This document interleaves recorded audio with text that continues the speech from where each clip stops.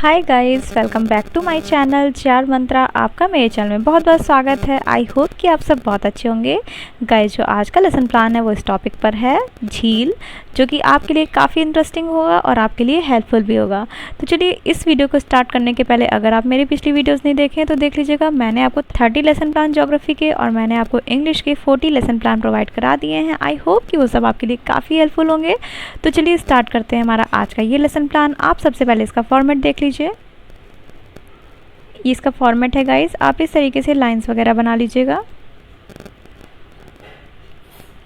और यहाँ पर आके हमारा ये लेसन प्लान एंड होगा। तो अगर आपने मेरे चैनल को अभी तक सब्सक्राइब नहीं किया है तो सब्सक्राइब कर दीजिएगा और please like share and comment करना बिल्कुल भी ना भूलें। तो चलिए स्टार्ट करते हैं हमारा ये लेसन प्लान। गाइस, सबसे पहले यहाँ पर आप पाठ योजना अपना नंबर लिख लीजिएगा, जो भी आपका लेसन प्लान नंबर होगा। देन यहाँ पर आप संस्था का नाम लिख लीजिएगा। आपकी टीचिंग जिस स्कूल में लगी होगी उस स्कूल का नाम लिख लीजिएगा। देन आप यहाँ पर छात्राध्यापक या छात्राध्यापिका का नाम, यहाँ पर आप अपना नाम फिल कर लेंगे, क्योंकि जब आप बीएड कर रहे होते हैं तो आप एक छात्राध्यापक या छात्राध्यापिका होते हैं, तो यहाँ पर अपना नाम आप फिल कर लेंगे। देन आप इस तरीके से स्ट्रक्चर बना लेंगे। इसमें दिनांक, कक्षा, वर्ग, विषय, उप विषय, चक्र और अवधि का। गाइस, यहाँ पर मैंने दिनांक कुछ भी डाल दिया है, तो लेकिन जिस दिन आपकी टीचिंग लगी होगी आप डेट डाल लीजिएगा। इसके बाद कक्षा, आपका जो भी क्लास होगा। गाइस, ये जो टॉपिक है वो 6, 7, 8, 9 में आप पढ़ा सकते हैं। आप अपने क्लास के अकॉर्डिंग छात्राध्यापिका कथन को आप छोटा या बड़ा कर लीजिएगा, ठीक है। देन आपका वर्ग होगा। विषय में ये सामाजिक विज्ञान है। इसके अंतर्गत उप विषय क्या है? भूगोल, चक्र और अवधि। आपकी जितने मिनट की क्लास होगी यहाँ पर आप मिनट लिख लीजिएगा। देन यहाँ पर आपका प्रकरण आता है। आज का प्रकरण है, आज का टॉपिक है झील। देन आपका इस तरीके से आएगा सामान्य उद्देश्य। सामान्य उद्देश्य क्या होता है? आपके भूगोल शिक्षण से आप बच्चों में क्या क्या चीज़ें डेवलप करते हैं, यही होता है आपका सामान्य उद्देश्य। तो यहाँ पर देखिए आप इसमें 6 to 8 पॉइंट्स लिख लेंगे। फर्स्ट पॉइंट है आपका छात्रों को भौगोलिक ज्ञान कराना, छात्रों में प्रकृति के प्रति प्रेम उत्पन्न कराना व प्राकृतिक संसाधनों का ज्ञान कराना, छात्रों की मानसिक शक्तियों का ज्ञान कराना, छात्रों को जीविकोपार्जन के योग्य बनाना, भौगोलिक परिस्थितियों का मानव जीवन पर पड़ने वाले प्रभावों का ज्ञान कराना, छात्रों में स्वदेश प्रेम की भावना का विकास करना, छात्रों में अंतर्राष्ट्रीय अवबोध एवं सहयोग की भावना का विकास करना, छात्रों को भावी विश्व नागरिकता का प्रशिक्षण देना। तो यहाँ तक आपका 6 to 8 पॉइंट्स हो जाएगा, जो कि आपको यहाँ तक समझ में आ गया होगा। देन आता है आपका विशिष्ट उद्देश्य। जो आप भूगोल शिक्षण पढ़ा रहे हैं, आप उसके अंतर्गत जो टॉपिक पढ़ा रहे हैं झील, झील टॉपिक पढ़ाने से आप बच्चों में क्या क्या चीज़ें डेवलप करते हैं, यही होता है आपका विशिष्ट उद्देश्य। तो देखिए इसमें 3 एम्स होते हैं, मीन्स 3 उद्देश्य होते हैं। ज्ञानात्मक उद्देश्य, बोधात्मक उद्देश्य और प्रयोगात्मक उद्देश्य, और तीनों में आप 2 पॉइंट्स लिखेंगे। तो यहाँ पर देखिए आप पॉइंट्स लिख लेंगे। छात्र झील के बारे में जानकारी प्राप्त कर सकेंगे, छात्र झील के प्रकारों के बारे में जान सकेंगे। देन है आपका बोधात्मक उद्देश्य। छात्र झील के बारे में प्रत्यास्मरण कर सकेंगे, छात्र झील को वर्गीकृत कर सकेंगे। देन है आपका प्रयोगात्मक उद्देश्य। छात्र झील को अपनी अभ्यास पुस्तिका पर दर्शा सकेंगे, छात्र झील के प्रकारों को वर्गीकृत कर सकेंगे। तो ये हो गया आपका विशिष्ट उद्देश्य। आई होप कि यहाँ तक आपको समझ में आया हो। देन आपका आता है शिक्षण विधि। शिक्षण विधि में देखिए आपका प्रश्नोत्तर विधि है और व्याख्यान विधि है। प्रश्नोत्तर विधि में आप बच्चों से क्वेश्चन पूछते हैं, बच्चे उसका आंसर देते हैं, आपके और छात्रों के बीच अंतःक्रिया होती है। तो यहाँ पर देखिए आपका प्रश्नोत्तर विधि होता है। देन आपका आता है व्याख्यान विधि। इसमें शिक्षक सिर्फ शिक्षक ही एक्सप्लेन करता है, बच्चे ध्यानपूर्वक सुनते हैं। देन है आपका सहायक सामग्री। सहायक सामग्री में देखिए कक्षा संबंधी सहायक सामग्री जैसे चार्ट, चौक, डस्टर, ग्लोब, मानचित्र, लपेट, श्यामपट्ट आदि। आप टीचिंग के दौरान जो चीज़ अपने साथ ले जाते हैं, यही होता है आपका सहायक सामग्री। देन है आपका पूर्व ज्ञान। छात्र झील के बारे में सामान्य जानकारी रखते हैं। आप बच्चों से यहाँ एक्सपेक्ट करते हैं कि बच्चे कुछ ना कुछ झील के बारे में जानकारी रखते होंगे। यहाँ पर देखिए जो पूर्व ज्ञान होता है, ये बच्चों के लिए एक ब्रिज का काम करता है। आप बच्चों को नोन टू अननोन ले जाते हैं, मीन्स ज्ञात से अज्ञात की ओर।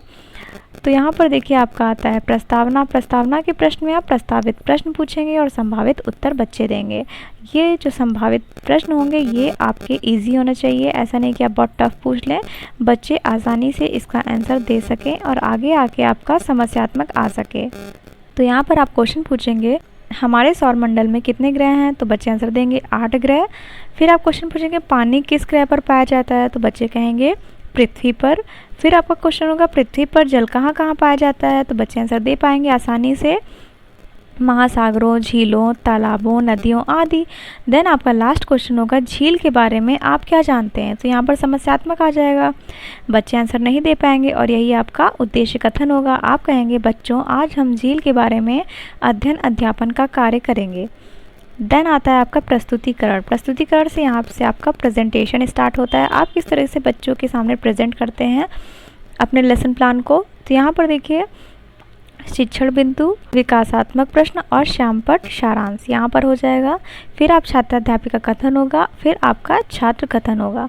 यहाँ पर आप क्वेश्चन पूछेंगे पृथ्वी पर जल के स्रोत क्या क्या हैं, जैसा कि अभी आपने पिछले क्वेश्चन में पूछा था, तो बच्चे आंसर देंगे नदी, तालाब, महासागर, झील आदि। तो यहाँ पर आपका फिर से क्वेश्चन होगा झील के बारे में आप क्या जानते हैं, तो यहाँ पर समस्यात्मक हो जाएगा। फिर यहाँ पर आप छात्राध्यापिका कथन कहेंगे, तो आप कहेंगे हमारे ग्रह का नाम पृथ्वी है, पृथ्वी पर जल के स्रोत नदियाँ, महासागर, तालाब, झील आदि है।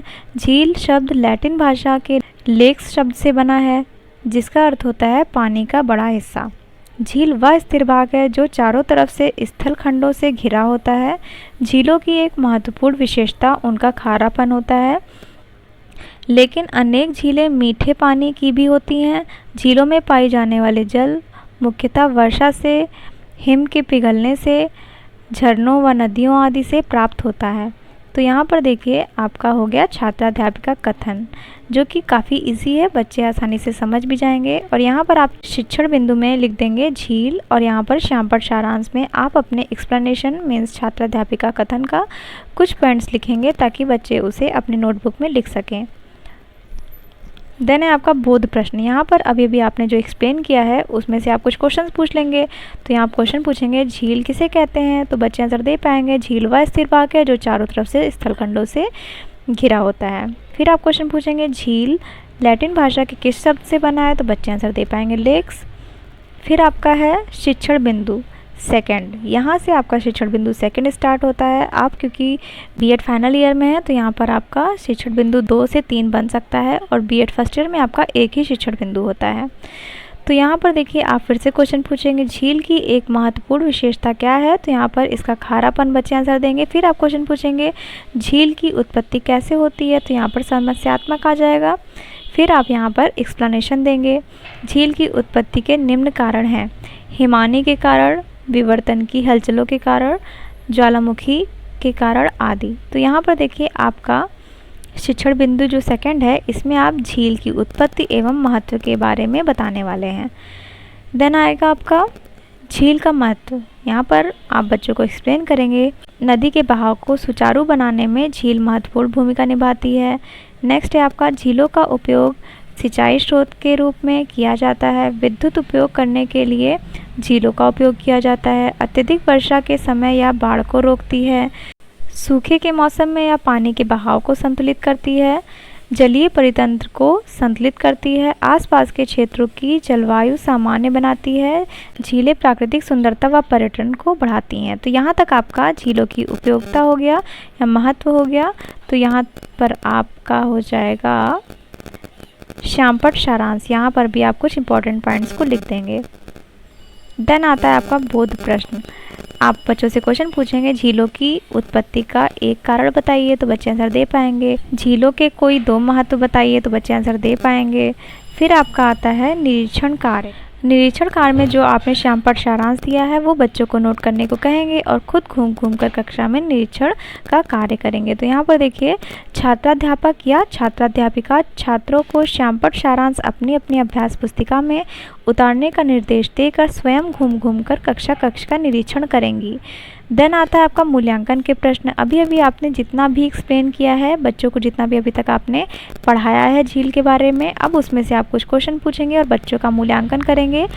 तो आप क्वेश्चन पूछेंगे झील किसे कहते हैं, झील के क्या महत्व हैं, झील की उत्पत्ति कैसे होती है, झील लैटिन भाषा के किस शब्द से मिलकर बना है, झील की महत्वपूर्ण विशेषता क्या है। फिर आता है आपका गृह कार्य, यहाँ पर आप बच्चों को होमवर्क दे देंगे, झील के बारे में संक्षिप्त वर्णन करें। आई होप गाइस कि ये आपको लेसन प्लान समझ में आया हो और आपके लिए काफ़ी हेल्पफुल रहा हो। तो अगर आपके लिए थोड़ा सा भी हेल्पफुल रहा हो तो please like share and comment कर दीजिएगा और प्लीज़ मेरे चैनल को सब्सक्राइब कर दीजिएगा, बेल आइकन ज़रूर प्रेस कर दीजिएगा ताकि जब भी मैं नेक्स्ट वीडियो अपलोड करूँ तो आपके पास नोटिफिकेशन चला जाए। Thank you so much guys for watching this video.